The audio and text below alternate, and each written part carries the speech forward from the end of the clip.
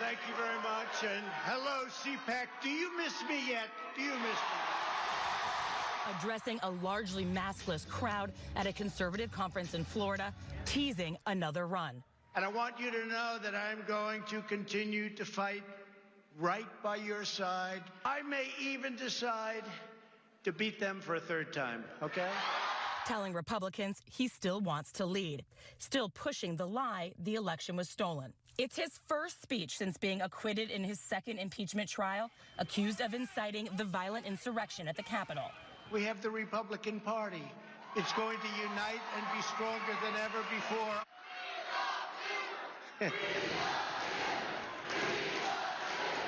But this Trump show in Florida today, a reminder of his popularity in the party. Eager supporters lining up to take photos with this golden statue of the former president. We want to see our president. A Quinnipiac poll this month shows 3/4 of Republicans still want Trump to play a prominent role in the party going forward. Donald J. Trump ain't going anywhere.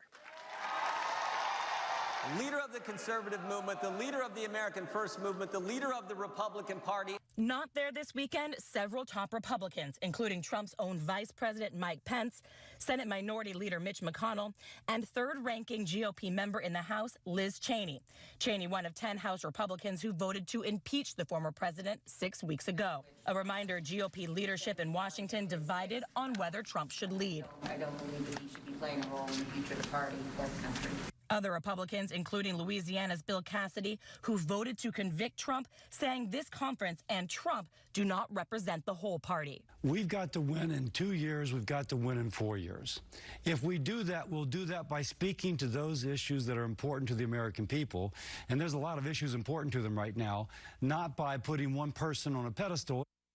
Now, the former president did make some actual headlines during the speech, including tamping down any talk of him forming a third party. They kept saying, he's going to start a brand new party. We have the Republican Party. It's going to unite and be stronger than ever before. I am not starting a new party. Trump also predicted big GOP wins in the 2022 midterms, then did what he does best, putting his name into the mix for 2024 without actually putting his name into the mix for 2024.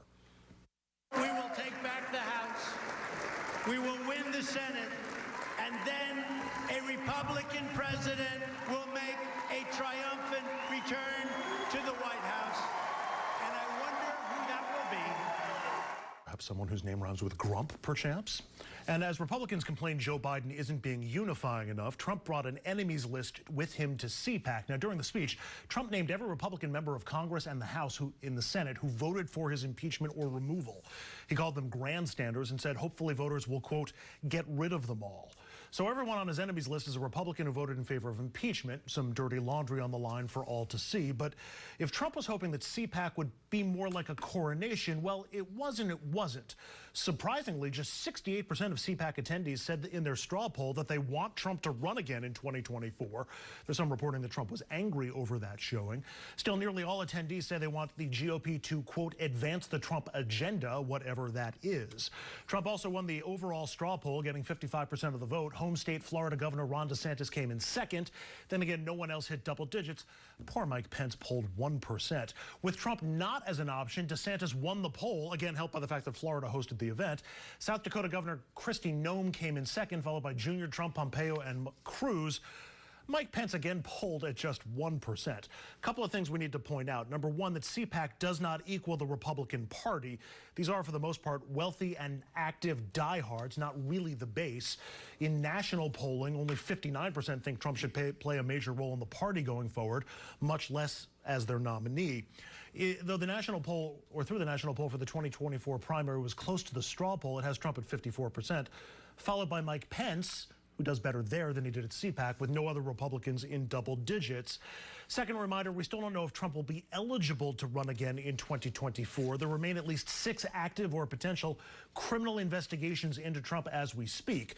The Justice Department on the causes of the riot, the Inspector General of Justice with actions helping overturn the election, the district attorney in D.C.'s investigation of the riot, plus all the individual criminal investigations.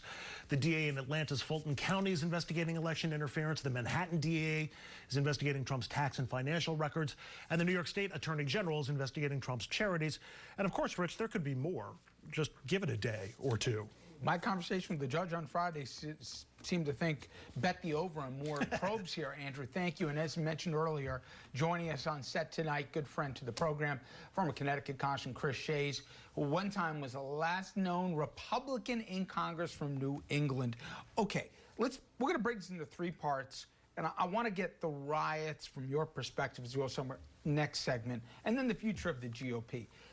But let's start, Chris, where the party that you called home, the state of it right now. Andrew laid out, I think, a pretty effectively the polling in that room in Orlando for CPAC, more broadly for the Republican Party.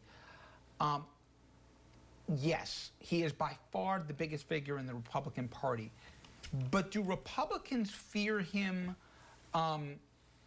wisely, or are they overestimating just how much appetite there still is for him in Republican circles? I don't think he has the ability to elect, but he has the ability to defeat, and that's what they fear.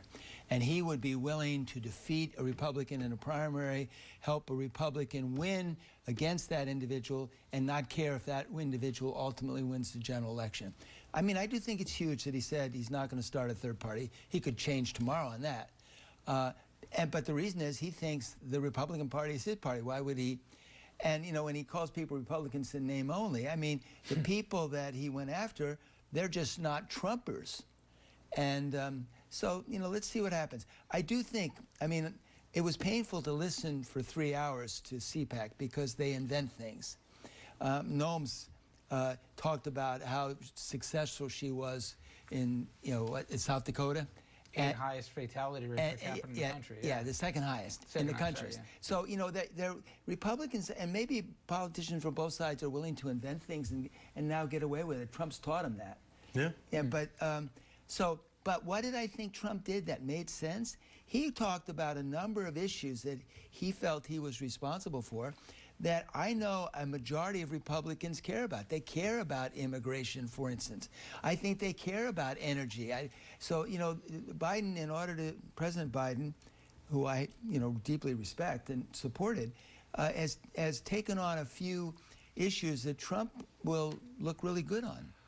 If Trump can maintain a message discipline, I just don't think he ever can. And again, we'll talk about the future value, but I believe he will be so bruised from both the investigative element and also from the business element. But I was really looking forward to getting your perspective on a few things, one of which is, can we guys play the soundbite from Mitch McConnell the night of the 6th? I'm sorry, the night after the impeachment vote came down. He was not one of the Republicans who voted to impeach President Trump, but he made it clear where he thought fault lied.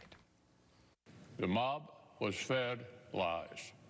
They were provoked by the president and other powerful people.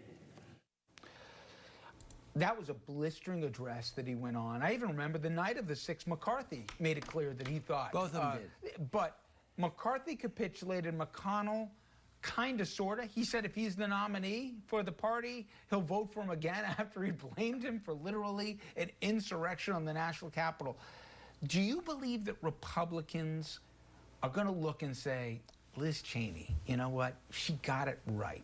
She took the risk, her and Kinzinger and the rest, the limited group of courageous folks. And I think it took courage to do what they did.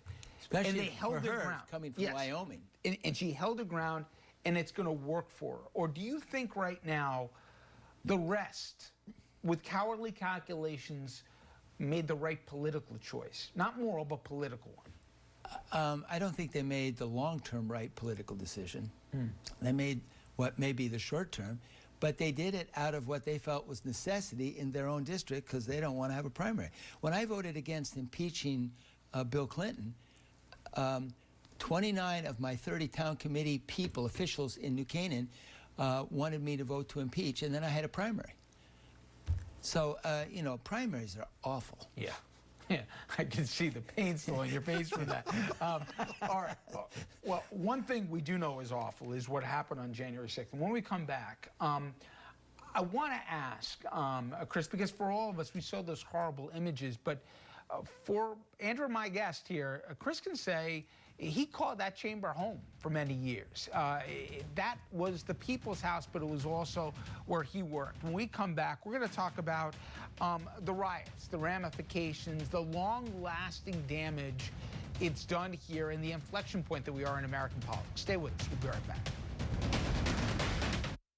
Attention timeshare owners. This is an urgent consumer alert from the Timeshare Exit Hotline, a national company specializing in helping consumers legally get out of their expensive timeshare contracts. We're offering you a way to legally get rid of your timeshare. So if you're fed up with the maintenance fees that keep on coming and want to learn if you can terminate your timeshare legally and permanently, call today. Even if you've tried before and were unsuccessful in getting rid of your timeshare, call today and see if we can help. We offer a complete 100% unconditional client satisfaction guarantee. Make this completely free call and learn how we can help you legally put an end to your timeshare nightmare once and for all. You have nothing to lose, so call right now to qualify and receive a free consultation. You can terminate your timeshare legally and permanently, but you've got to call now. Call the number on your screen today. It's a free call. Mary and Shirley both need oxygen. Shirley lost her freedom the day she went on oxygen, but Mary has the ultra-compact Inogen 1 G4 oxygen concentrator from Inogen. It's the smallest and lightest model we've ever made. Shirley is forced to miss out on everyday activities. Mary fully enjoys her life. Shirley has to wait for tank deliveries and worries about running out of oxygen. But Mary's Inogen 1 G4 makes its own oxygen, so she'll always have the oxygen she needs anytime, anywhere. Shirley finally listened to Mary and now has more freedom too. It's time for you to reclaim your freedom and independence with the Inogen 1 G4. Act now to start your 30-day risk-free trial. This is a limited time offer, so don't wait and don't accept substitutions. The sooner you call, the sooner you can say goodbye to heavy oxygen tanks for good and reclaim the freedom and independence you deserve. Call now for your 30-day risk-free trial. Call 800-462-8146. That's 800-462-8146.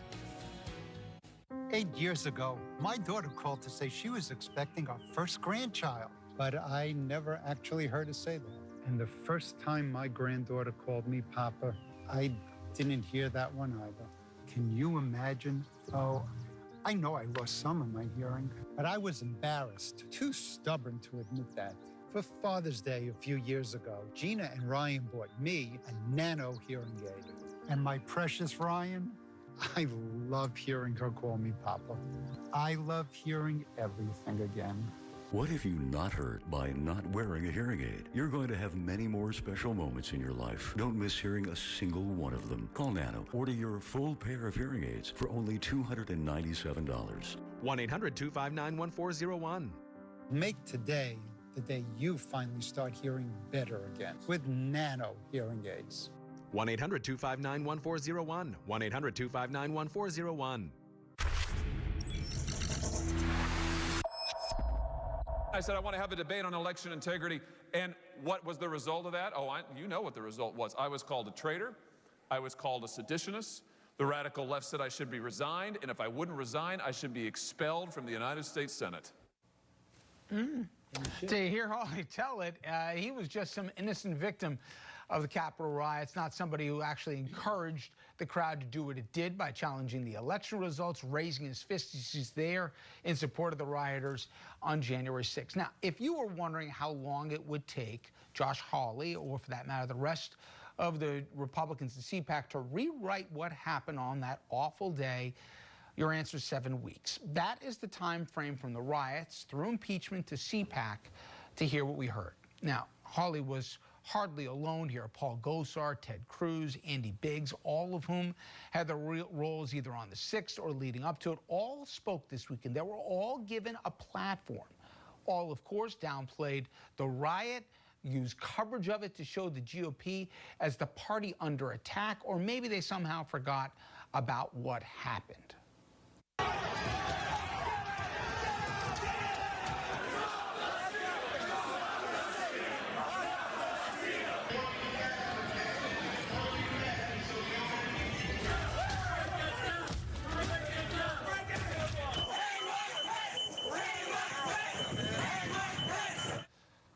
Also worth noting, the CPAC downplayed the riot this weekend.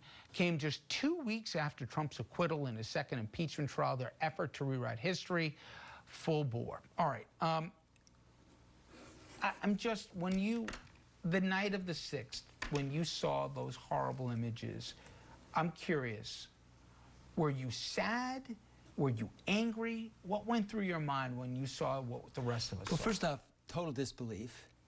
Secondly, the first night you didn't see the full gravity until you started to see others.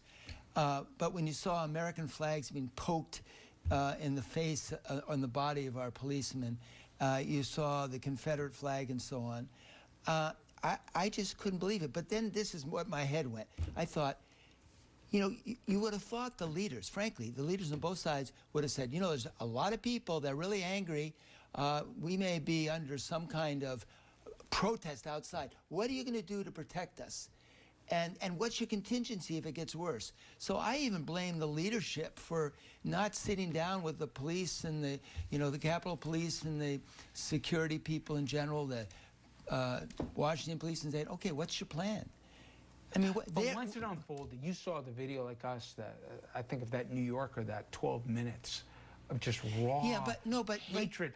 You can argue the precautions that should have been taken, but my president picked the time and the location. And he said he was going to walk up with them. Right. And then after all that, Chris, how could anyone whose own lives were threatened? My God, Mike Pence was there with his child and his wife. Okay, we know it was outrageous. How can they say that that wasn't the line that, regardless of party, that was just too much? Well, we're talking about two different things. All I'm saying is the leaders on both sides, Republicans and Democrats, who are in charge of the Capitol, ultimately should have sat down with the security people and said, you know, there's going to be a big crowd here. What do we have to fear? They should have had that. When Nixon knew that they were going to take over the White House, or, you know, not take it over, but protest around the White House, he got together with his staff, and his staff said, boss, we're going to put buses all around, you know, nose to rear. All fair. And precautions, better ones should have been taken. That said, though, it's now the riots. We see what we see. And again, for you, you had staffers, right? You have kids working for you in those buildings. Trump should have been removed. The whole world and all of America should have condemned him, not just some. I mean, that seems fairly obvious to me.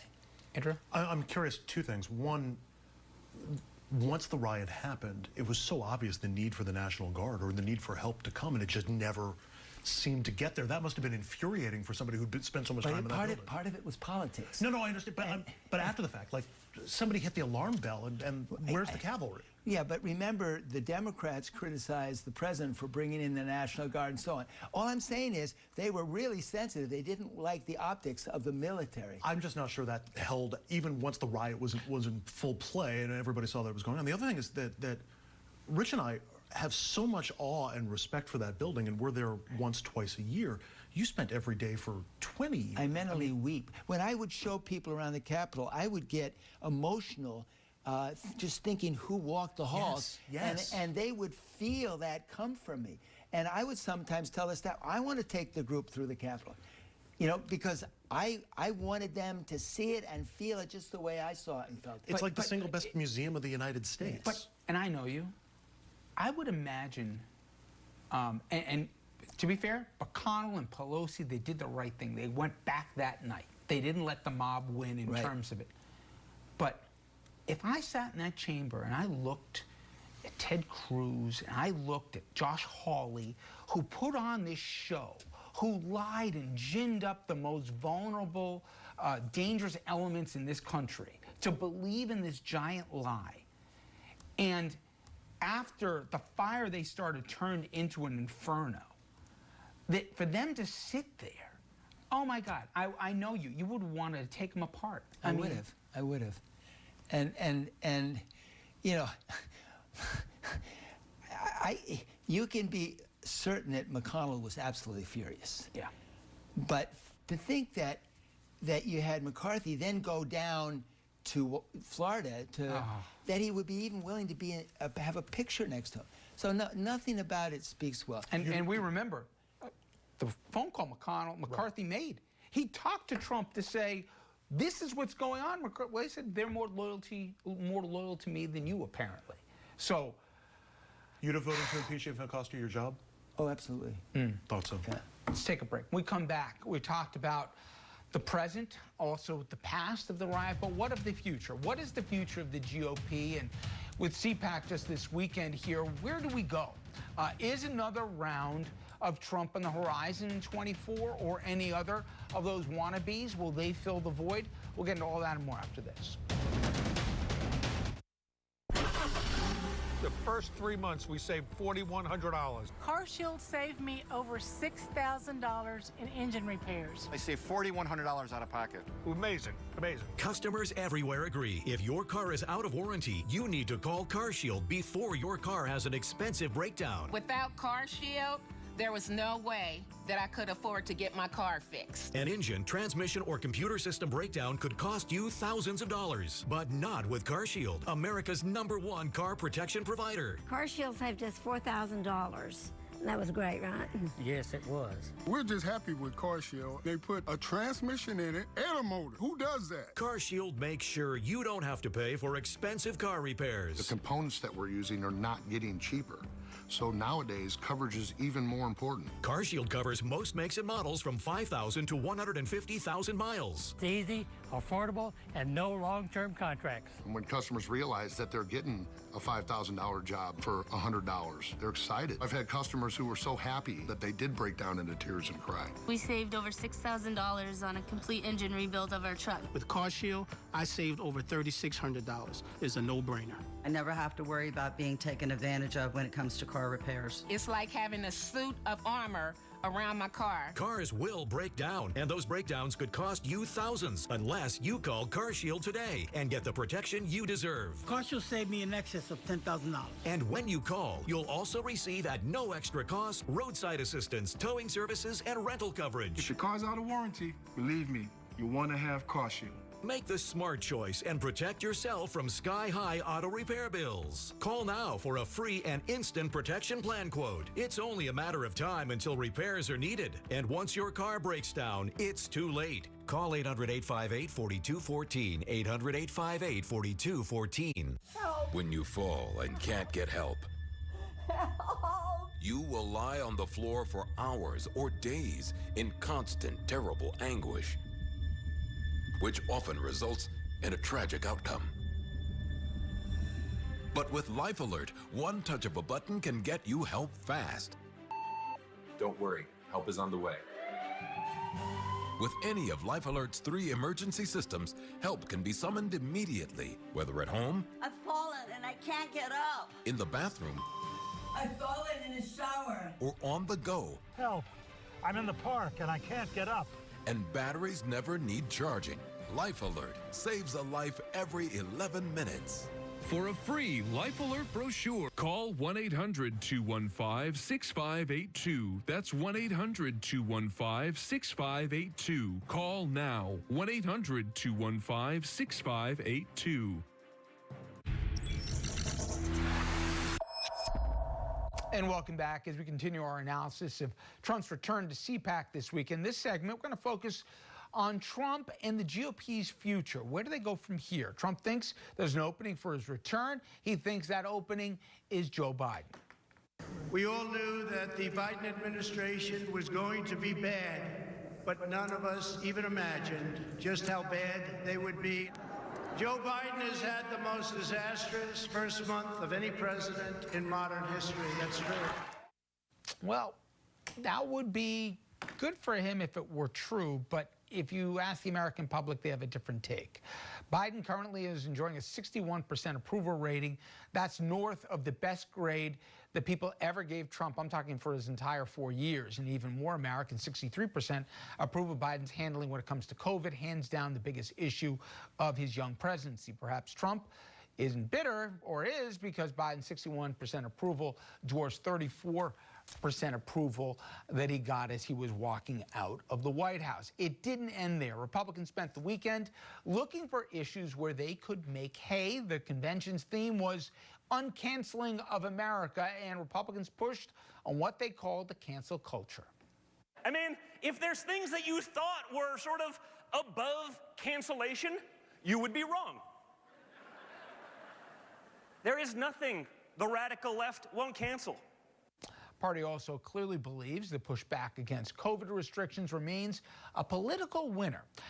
Florida Governor Ron DeSantis, for me, pound for pound, the biggest idiot of any elected official in America, but he's getting a run for his money from the South Dakota Governor Kristi Noem, both of them, though, rising stars in the remade Republican Party, both doing well in the straw polls. They have bashed COVID closures, restrictions, even mask mandates, popular positions within the GOP, but remarkably unpopular when you ask all of America to weigh in. Both states been among the worst when it came to both COVID cases and deaths. So what should we make of CPAC and the future of the Donald and the GOP?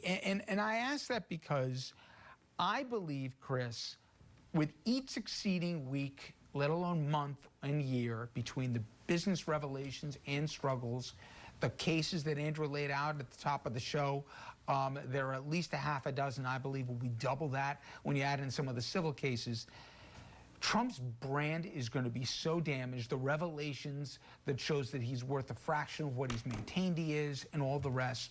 None of it's good for him. And I believe it's going to be harmful. Plus, he doesn't have the bully pulpit of the Oval, which is what he counted on, Twitter or otherwise, to keep getting the oxygen that he so desperately wanted. I think he is, and Republicans like you hope he is, he becomes weaker and weaker as an influential power with, I think, each succeeding month. Okay, I'm going to make a few observations. First off, he was fairly disciplined in his speech. He used the teleprompter.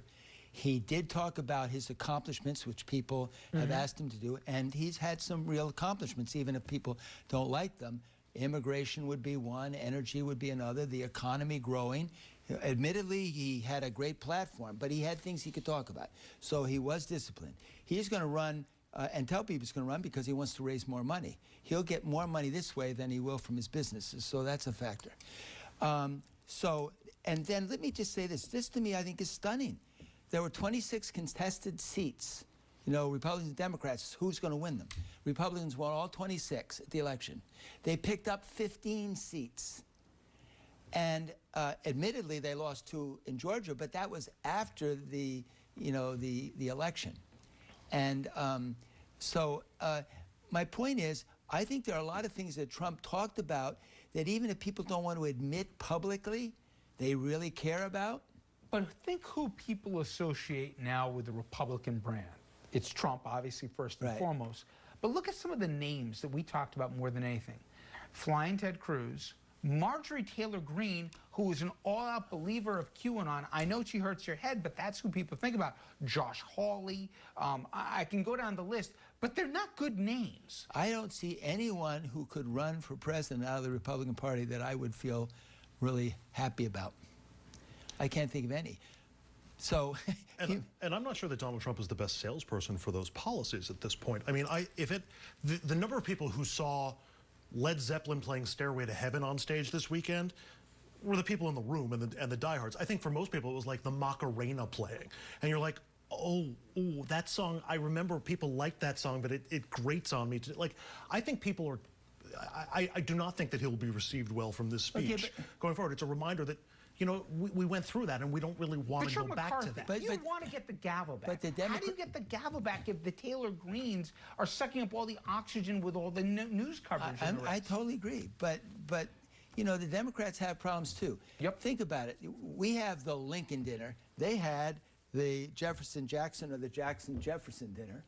And now they don't want to associate with either of them. Those were the annual dinners that we had in the state. They don't, and so when you talk about the cancel culture, there is, you know, and then they're going after Washington.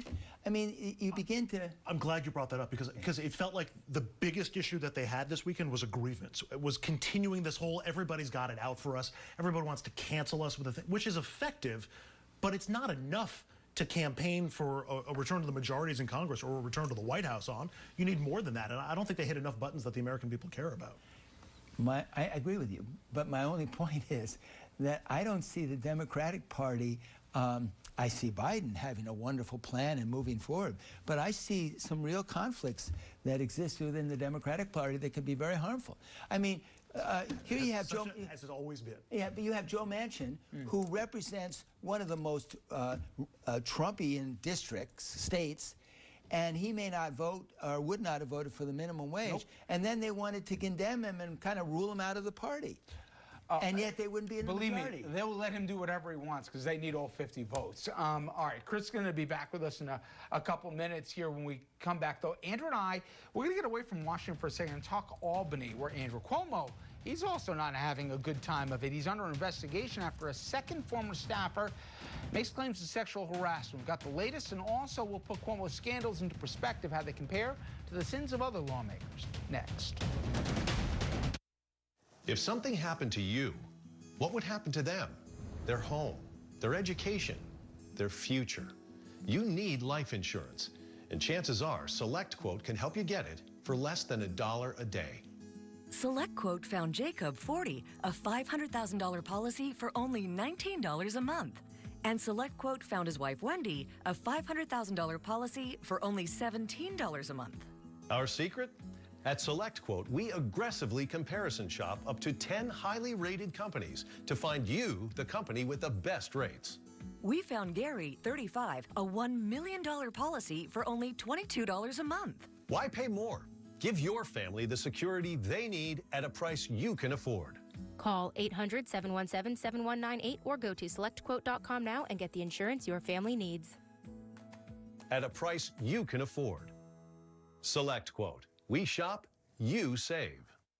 This is important news for people who have taken Zantac or its generic ranitidine and then suffered from cancer. Zantac and generic ranitidine have been linked to cancers, such as bladder cancer and kidney cancer. According to the FDA, Zantac and ranitidine contain NDMA, a known cancer-causing agent. NDMA has been linked to cancers of the bladder, kidney, colon, esophagus, liver, ovaries, pancreas, and other cancers. If you or a loved one took Zantac or ranitidine and were then diagnosed with cancer, call the lawyers at Davis & Crump right now to see if you're eligible for a cash award and medical expenses. Call the lawyers at Davis & Crump right now if you or a loved one took Zantac or generic ranitidine and were then diagnosed with bladder cancer, kidney cancer, or any of these cancers. Call now to see if you're eligible for a cash award and medical expenses. Our first consultation is free, and we don't get paid unless you get paid. Call Davis & Crump right now. Operators are standing by.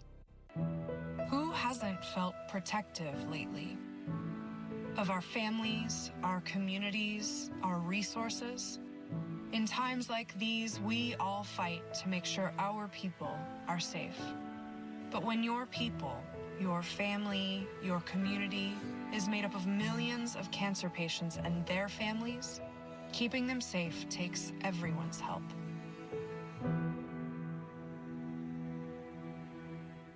Things going from bad to worse this weekend for New York Governor Andrew Cuomo, already under attack for his handling of COVID deaths at the state nursing homes. Now, this weekend, you had a second former female staffer who's now coming forward to accuse Cuomo of sexual harassment. Last night, Cuomo shifting his defense, agreeing to a formal investigation by the state AG.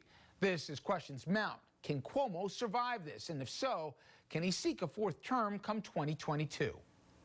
New York Governor Andrew Cuomo facing a deepening crisis. State Attorney General promising a rigorous investigation into sexual harassment claims against the governor, while some of Cuomo's fellow Democrats are calling for him to step down. I know that there is a pattern of abusive and manipulative behavior from him. I do think that it is time for our governor to resign. A second former aide now coming forward, Charlotte Bennett, telling the New York Times that the governor sexually harassed her last spring. She alleges that the governor asked her direct questions about her sex life, whether or not she was monogamous in her relationships, whether or not she had ever slept with an older man. According to Bennett, the governor never got physical with her, but he allegedly told her that he was open to relationships with women in their 20s.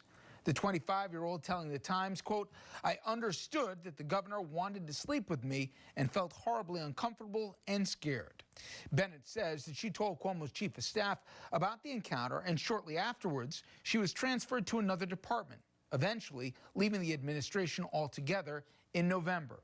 The 63-year-old governor denied these allegations, releasing a statement Sunday saying, "At work, I think I am being playful and make jokes that I think are funny. I do on occasion tease people in what I think is a good-natured way.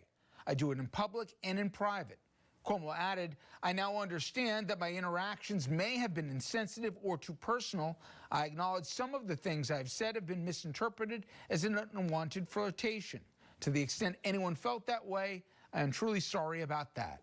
Bennett's accusations coming after another former aide to Cuomo, Lindsey Boylan, detailed allegations of sexual harassment in a lengthy essay, including an unwanted kiss, something Cuomo denied in December. The governor initially announcing plans to name his own investigator, a move that drew immediate criticism. Now, he's formally referred the case to the Attorney General, Letitia James. The decision enables an investigation with subpoena power for her office. We have to keep politics out of this, get what actually did or did not happen. There are similar responses from high-level Democrats. He seemed to be saying, oh, I was just kidding around. You know, sexual harassment is not funny. It's serious. It has to be taken seriously. And he just clearly was letting himself off the hook. I think that if these investigations bear out that the details of these allegations are true, it really starts to, I think, call into question the leadership that we currently have. There should be an independent review of these allegations. They're serious. It was hard to read that story as a woman, and that process should move forward as quickly as possible, and that's something we all support and the president supports. So in the past few weeks, Cuomo has faced the nursing home scandal and now these two claims of sexual harassment. Last Cuomo polling came out after the nursing home story and as the first harassment claims broke. Cuomo still polling well on nursing homes in the poll that came out last Tuesday, with the majority of New Yorkers saying that Cuomo either did nothing wrong or acted unethically, but not illegally. Not bad numbers for the middle of a scandal. Overall, Cuomo's job approval numbers slid back to where they were prior to his big bump from the state's COVID response last year. His approval numbers, they are still above water, though well down from their COVID highs. Andrew, I got to admit, a week ago, I thought that this was a problem for the governor, but I thought it was the usual suspects coming forward to do maybe even in-party fighting. As weakened as Republican Party is in New York, there wasn't much threat from that flank. But he's got a problem on his hands. He does. I think it'll depend on, A, if any additional allegations come forward, and B, what the results of the investigation is, and whether there's any finding that he committed sexual harassment or not. Keep in mind, these are individual allegations. There are not apparently witnesses to the events, so this really will come down to a retelling of the story and what the he said, she said works its way out to be. Now, I think Cuomo is still somewhat protected in his job based on his approval numbers going into it and his response to the COVID outbreak in New York. He still gets very positive numbers on that. But I think we're at the point now where if there's anything else that comes out, that may start tipping the balance away from Cuomo going forward. And keep in mind, every opponent that Cuomo has politically, for both Republican and Democratic, now have their knives out because this, he's put a target on himself for quite some time. At the moment, they're the usual suspects. De Blasio, which has been the Cuomo punching bag since he stepped into office, he's taking every opportunity, but it comes across as self-serving, at least to myself. AOC, predictable. She's on the left flank of the party, but still she has more credibility, I think, in certain circles. If some of the ones that have been silent to this point also bang the drum, you have Kirsten Gillibrand. But that brings me to a different point, Andrew. The calculations of this. Kirsten Gillibrand, for Democrats on the national level, you remember she was the one who said that Al Franken had to go. And at the time, Franken acted like a complete idiot, but there was no physical sexual assaults that were alleged against him. Many people thought that he resigned too quickly before he got a full hearing in the House from the Senate, from the Ethics Committee. And people wonder this time around, what is the calculation in 2021 as to how to handle allegations to this point. Yeah, Al Franken is actually a really good example to use when dealing with Cuomo. And in much the same way that, you know, Chuck Schumer and other Democrats in the Senate were sort of the litmus test for would Franken stay or would Franken go. In the New York case with Cuomo, it's the leaders of the state Senate and the state Assembly, Andrew Stewart Cousins and Carl Hastie. They're still sort of taking a watch and see approach. If they turn on Cuomo, Cuomo's in some real trouble here. But there remains a feeling that Al Franken resigned his Senate seat too soon. And then compared to other previous people to hold that position or to hold high positions in the New York state government, you had former Governor Eliot Spitzer, who had to resign after he was caught in a prostitution scandal. And you had Eric Schneiderman, the Attorney General of the state, who had to resign his position. You know, in a perverse way, Andrew, I think that's probably the proper term here. Yeah. Those were so egregious, the actions, as you mentioned, being literally in a prostitution ring, subjecting himself to blackmail, forgetting even the morality of it. And then Schneiderman, now there's a new book out about just how, you know, way off the rails that was. Not that it's in any shape ever acceptable, but the allegations against Cuomo, there's one unwanted kiss that he even denies, but it's improper language. But then it brought me to Andrew Cuomo has many political talents. We've seen it evidenced even through the COVID scandal, but he has always been the aggressor, and he can never acknowledge when it's fault, even when it's a minor one. He's a bully. He's a bit of a bully. He is, and in a different way, but it got me to thinking, we talked about this earlier, Chris Christie, if folks will remember, after Hurricane Sandy, he had approval ratings well north of 70%. He worked with then Democratic President Barack Obama, obviously, and even though, you know, he was yelling at people on the Jersey Shore and he was mocking reporters at everything, we said, you know, and our friend Dominic said it at the time, this act never lasts. Wait till something goes south, and then everyone that waited in the shadows is going to come out. Well, obviously, it was Bridgegate. If Cuomo can't eat some crow here, he could have some problems because he made a lot of enemies over the years. You get a lot done having sharp elbows, making enemies along the way, but as soon as you have a moment of weakness, everybody who you victimized or feels victimized by what you've done, all of a sudden their knives are out because they sense an opportunity. You could argue that that is exactly what happened to Chris Christie in New Jersey after Bridgegate was the last straw. You can make an argument that happened to a certain degree with Donald Trump in the presidency. His act played for a while, and then all of a sudden it didn't. Andrew, thank you. All right, when we come back, the fight to increase the minimum wage all but dead in the U.S. Senate, but the push for more stimulus lives on after passing a key hurdle this weekend. Chris Shazer joins us for that next. Villains, robbers, bandits, crooks, they're all over your TV screen. But the biggest thieves are behind your screen. I'm talking about the cable companies. They charge monthly subscriptions, fees, rentals, and force you to take long-term contracts. Well, it's time to say goodbye to the cable guy, because now you can watch 4K Ultra HD broadcast TV for free. Introducing Clear TV's new 4K Ultra HD design, the Premium HD. Just plug it into your TV and start watching for free. You will instantly receive top-rated network shows, local news and weather, sporting events, and even Ultra HD 4K broadcast shows, all for free. Thanks to a federal government mandate, all broadcasters are required to transmit a digital TV signal through the airwaves. The new Premium Clear TV lets you bypass cable or satellite to bring network and 4K broadcast shows directly to your television. Retract the antenna to keep it small or extend them for maximum reception. Setup was so easy.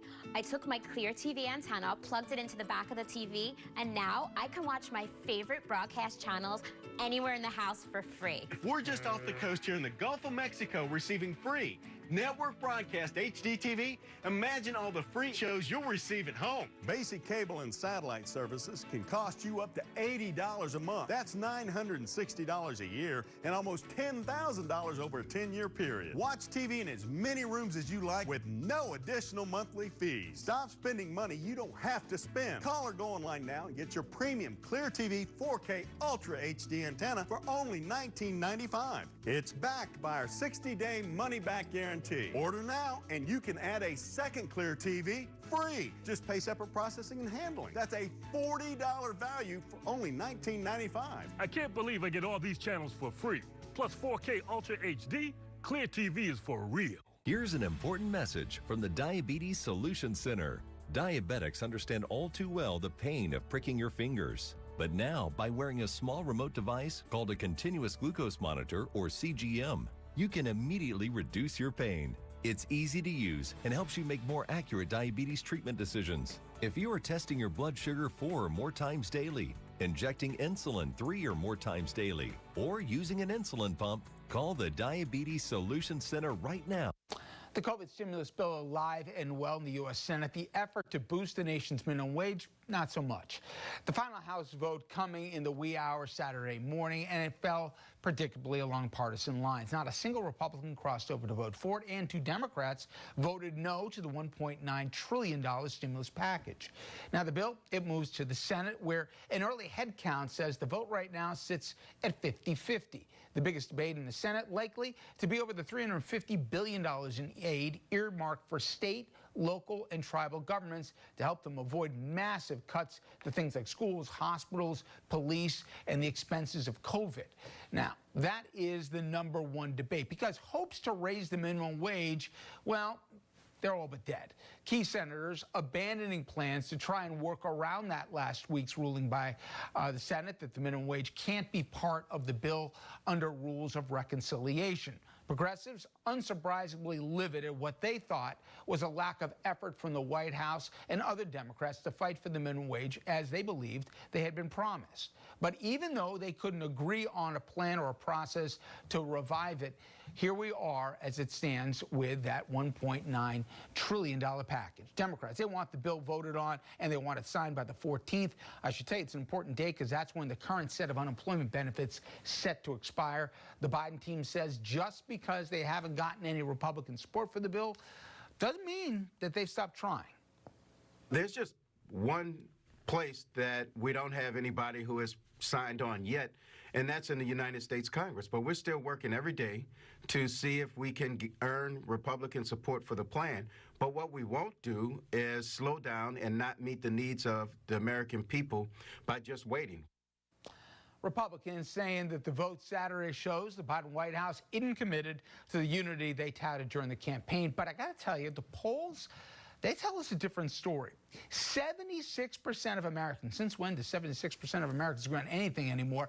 Well, 3/4 of Americans support the stimulus plan that 0 Republicans so far in the House have voted for. And 60% of Republicans back the plan. You heard me right. 3 in 5 Republicans like this stimulus package. Not a single House Republican, again, supported this. Even the now $15 minimum wage, that had 60% public support. So let me break Andrew and Chris back in. And Chris, the politics of this, is this a misread by Republicans? Because let's face it, this wasn't the pay-go party for the last 4 years. All of a sudden, the fiscal prudence for something as popular as this is a bad read. You know, it may be. But I can't get my head around, as a Republican, the amount of deficits that now have added to our national debt. And it's almost like nobody cares. And somebody's got to care. And, you know, too bad Republicans didn't before, but, you know, maybe they need to do it now. But we're not hearing that argument from Republicans right now. And I should point out the head of the Federal Reserve just basically said this is affordable and the deficit isn't going to be an issue when it comes to inflation.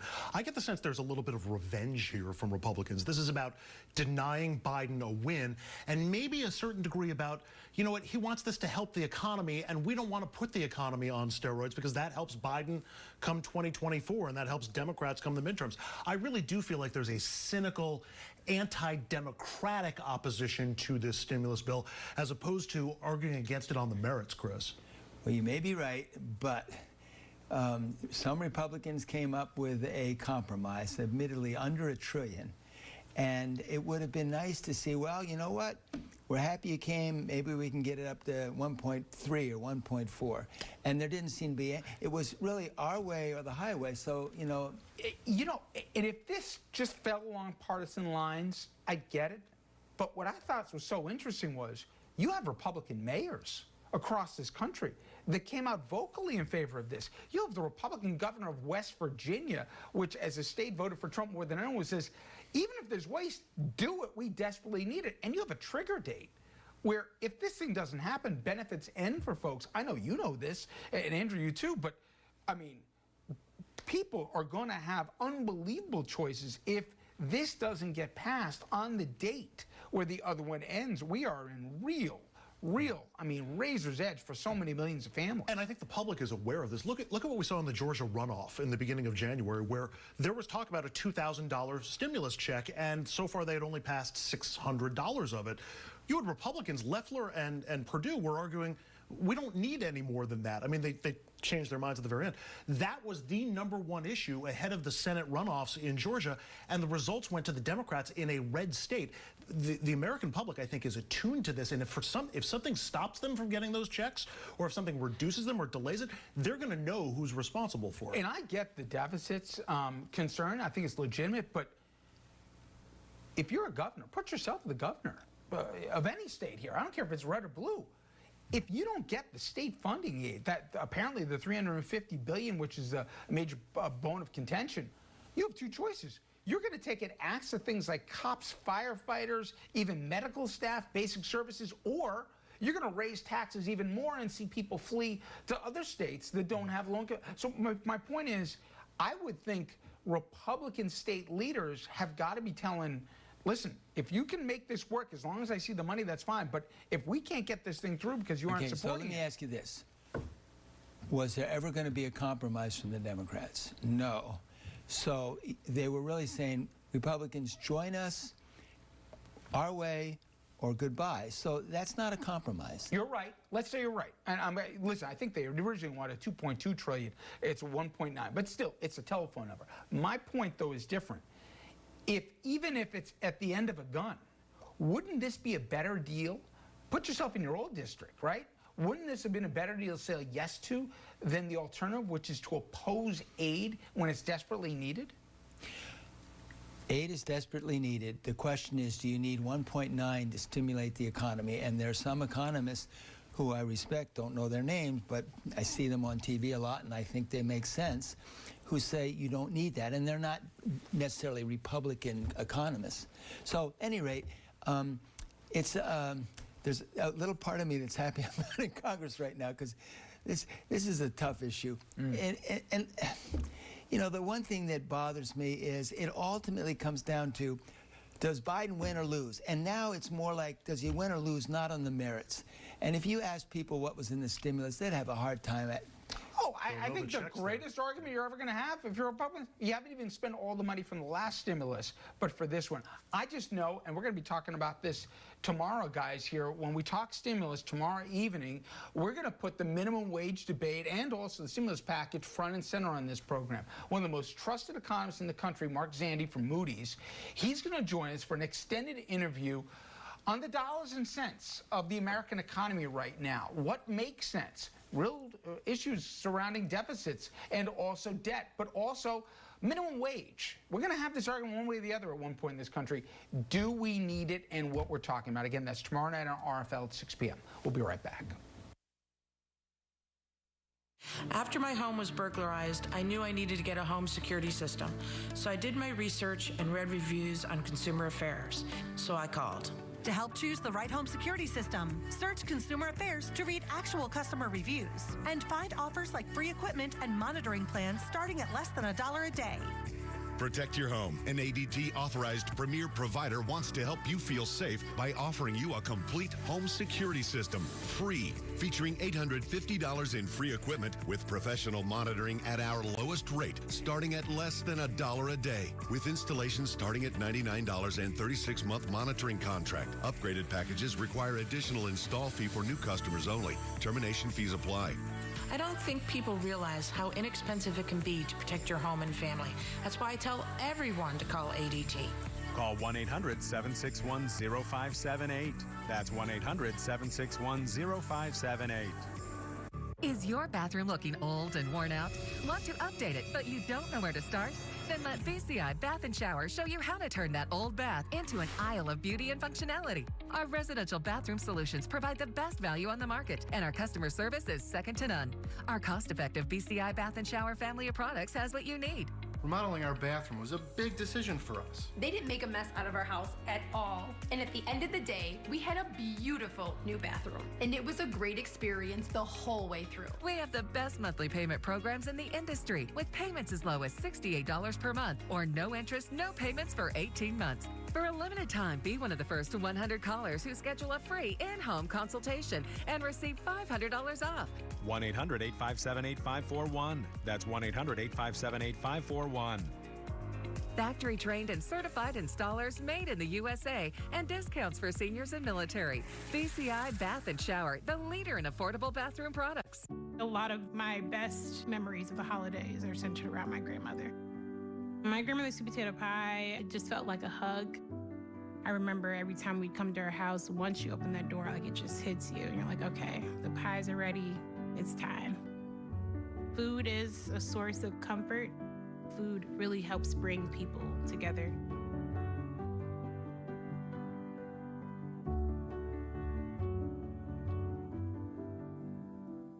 Again, that's going to do it for us tonight. Tomorrow evening, tune in. I got one of the top economists in the country. He's going to go out where the real finances of America right now, what we can afford and what we can't, stimulus, minimum wage, and more. Mark Zandi, tomorrow evening, 6 p.m. Eastern Time, right here on RFL. I'll see you then. I didn't know some Medicare Advantage plans may pay